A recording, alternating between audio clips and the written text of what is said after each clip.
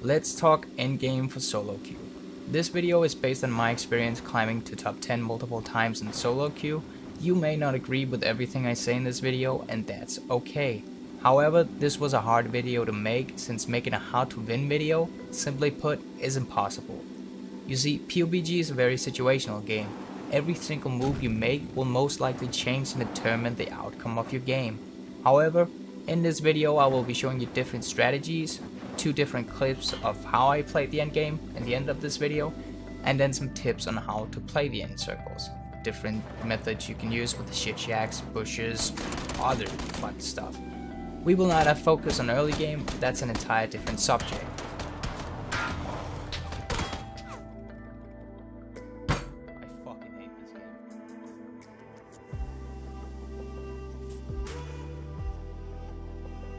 So let's talk about why the kill feed is such a good thing to learn how to use. If you can learn to master that or just get a feel for it and use it to your advantage, you can get so much information late game. As we see, this guy just got killed by the UMP. We heard it. It couldn't have been more than 2, maybe 300 meters away. Max range is 400 for the UMP. And we see I'm leaving my body totally open here for 3 nades straight. All landed perfectly, but I didn't get the kill. Now, if I'd have just glanced down, then maybe I thought, now, well, he's probably dead. We do take fire from the UMP too, but I'm being a shitfuck. I didn't notice, and that kind of fucked up my game a little bit, because now I have 2 enemies, potentially. So yeah, if you can learn to use the kill feed down there to just glance up, maybe that guy, he killed 2 guys, then you know, okay, that's the same guy, because bullets were heard at the same time as he shot 2 different targets. Try to notice player names and weapons in the kill feed late game. One thing's for sure, bushes are strong as fuck. Now there are different types, and of course you always want to go on the biggest bush. But as we see here, I see this crate and I see the body, so that means that guy has been killed not too long ago. I don't really pay that much attention to it, even though I should have. And what you probably haven't seen yet, as I hadn't seen, as I see, yeah, that happens. Look at the bushes, pay attention to them, and use them yourself, because they are really strong. Now in this next clip, he's in the bush to the right of the tree. Even when I edited this clip, I could not freaking spot this motherfucker. You really gotta pay attention to them. Now for the good bush, there's 2 different types. The small one and this tall one. Now this one made me think there were 3 different types, but I'm pretty darn sure there's only 2. This one just makes it seem so weird because it depends on how far it sticks up. If it sticks really far up, people might be able to spot your feet, but if it's down in the ground, then goddamn, you got a thick ass bush to hide in. So in this one clip, I crashed my car trying to get to a place where I wanted to loot. I sat in this fucking car for so long, killed one guy here, just because he was out in the open. And at one point, an entire fucking army showed up and battled it out here. Now I could have joined, but I figured this was just too good. But the point of this part is actually to talk about planning ahead. So see, right now we have 5, soon to be 4 left. So I wanted to clear this uphill first, so I could lay down here, chill my pants off, slowly get into the circle. Now we hear the silencer guy down here, and those 2 guys battling it out. 2 others left, the other guy just gave his position, so I know one guy is over there to the east, and one guy's just to the left of us. So my plan in my head is already going, what the fuck am I going to do? So I figured the next circle is going to be over there. So I want to kill this guy to the left of us and then rush that little hill. Because if I can get over there, then I'm in the circle. And I can lay behind the hill but without being spotted by the other guy with the AKM. I even hear him step eventually here. There it was. So I know he's close, and there's no reason for me to move right now, since nobody knows where the fuck I am. I haven't made a sound. So don't give your position away if it's not needed. Play it cool, we still have a lot of time on the meter before the circle starts to move. So eventually just let them move before you move, as we do right here. So now the plan kicks in, we gotta get boosted up, because they're not gonna be useful after the game. And here comes the running man. And then straight to the little hill. So now we have full vision, and we can actually spot him going aggressive. Cha-ching. Shit shacks are very viable in my opinion. I like them as long as they're out in the open, and when you use them to, well, kill anybody you hear nearby. I heard this guy up here shooting at someone else, so I figured let's go take care of him right away.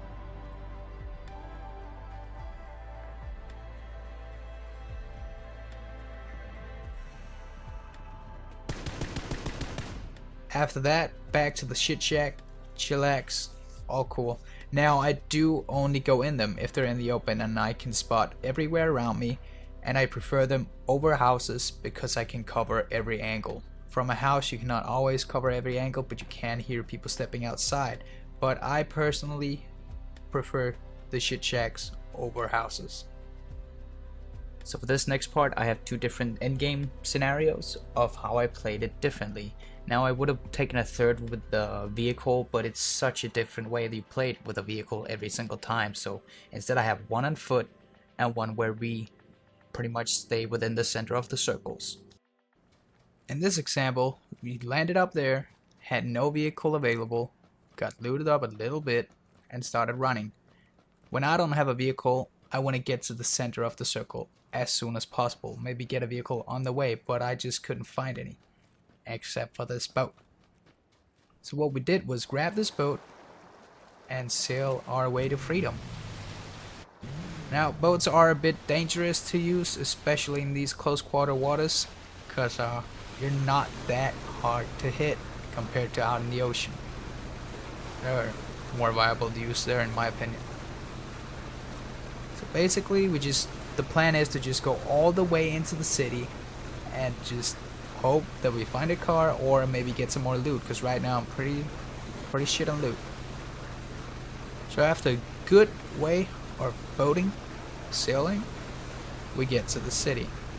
And here I'd simply dump the boat, because now I'm in the center of the circle, the next circle is popped, and I decide to go for a looting spree, because as said, I didn't get them a lot at the other place. But yeah, you could win a game with what I have, but since I was here and the doors were closed, I figured let's go and try to get some more before we need to push again. Because right now we are centered with nothing else to do than loot. So after that we got an 8x scope, we got silencer for the AR, we're good to go. Now getting a silencer completely changes my game style. I go for every single fucking kill I can. Even though late game you still can't be heard with the silencer and people can still pinpoint your location if they're close enough. But I just see it as one of those things that can grant me a shitload of kills. Now this is where the talk comes in with shit shacks. I would like to go in that one, but I hear this motorcycle, so I'm thinking, okay, there's a guy inside of that specific hut. So I figured, hey, let's go try and do a copy on that motherfucker and take over maybe. Slowly sneak our way up, throw 2 nades, because spoiler alert, I missed the first. Because these hit markers are on point. There we go. Now, sadly, there was nobody inside, which meant this motorcycle was just left here. So I figured, well, since this motorcycle is bucking as fuck, why not go outside and use that as bait for any other players that might show up? Because they may be thinking the same thing that I just thought, that a guy's inside. So if I can get a visible range, such as here, I can still see the hut, and I can hear the fucking annoying motorcycle. Pretty much, this is the best bush that you can sit in. So as we talked about earlier with these bushes, this is one of the tall ones, but it's so far in the ground that it's really thick. I'm gonna be almost impossible to spot here, which grants me a lot of opportunity to just sit here, spot, as example, this guy, or any other guy in my field of view, because I can spot this entire hill system. We spot one guy here. We have the silencer put on the 8x. We might as well go for the kills. And that's basically my plan here. Just sit in this bush with a good field of view and snipe anybody I can with my silenced AKM. Because that is my playstyle when I have a silencer. It's just try to grab as much as you can while you're at it. Now we are getting lucky with the next circle too here. So there's no fucking reason for us to move. We see one guy down there. Still no reason to move. We're in a good spot. And for the next circle here, it's gonna start moving. Now we start to get some information of where people are. They start shooting at each other. And then we spot this little guy. Bye-bye.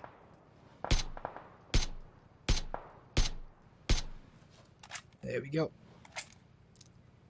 And I always switch to my SMG, regardless of silencer or not, when I'm in a bush, because it's smaller and I like to have it out in case somebody comes up to me that I haven't spotted. Then if I need to shoot a bit further distance, I can switch over to the AKM without any trouble and take that fight. But for now, we're just gonna chill here till we spot this little maggot.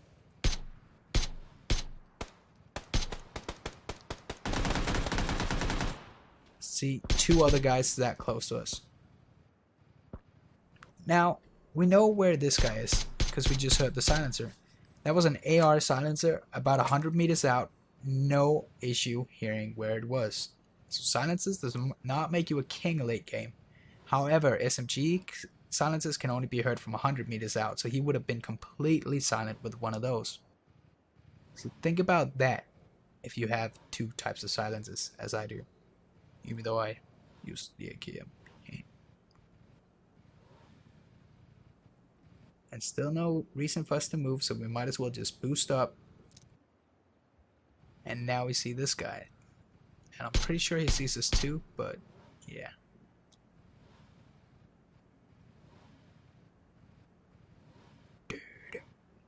As you see, as in my other video, always look to the left of the tree because most people peek right, even though he wasn't really peeking there. And then we're down to one. Now, I was kind of blind here. I'll let you see if you spot him before me. You probably will.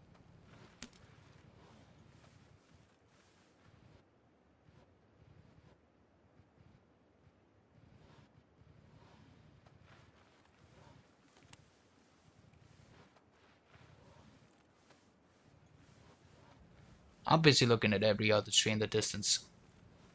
But, works out. That's one way. And for the second game, I landed in the water town, which is my favorite spot to land in currently. I have noticed an increasement of people landing here, but still. I got really lucky with the circles.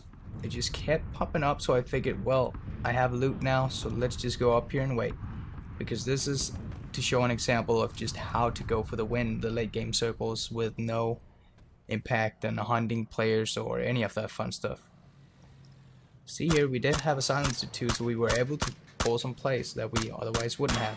Because if we did not have a silencer up here, then everybody would be able to spot exactly where we were shooting from. But with a silencer, it's hard to determine whether it's upper or below, if they're even within range to hear it. We even had a little sneaky guy pass by. And another one. And this is why you do not hide in these half shit shacks. Cause our shit's about to blow the fuck up. Kaboom. Kaboom. I'd say look pretty damn cool. Peace.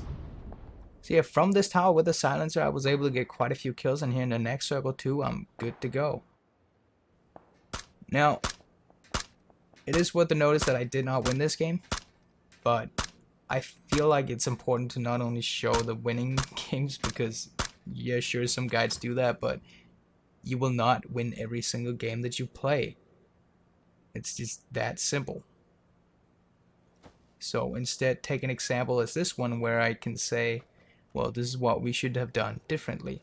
Now in this situation, there was a guy in this house. And I really didn't want to fight him.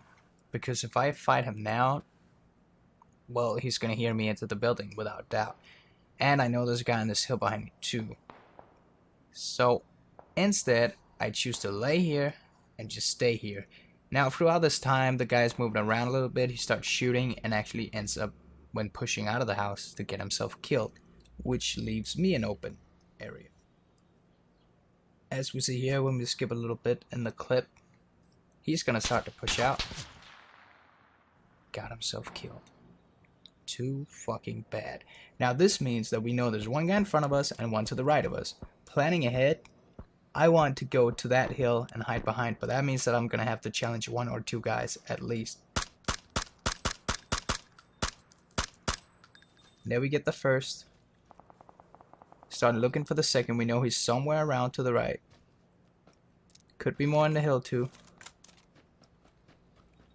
It's kind of one of those really bad positionings endgame where you have to push in a really open area. But somehow I managed to make it to the next circle. Until we had some more poopers show up.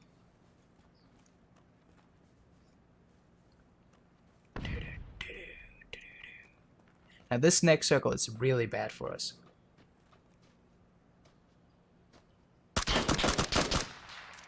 So we get one and then instantly another guy comes to the party.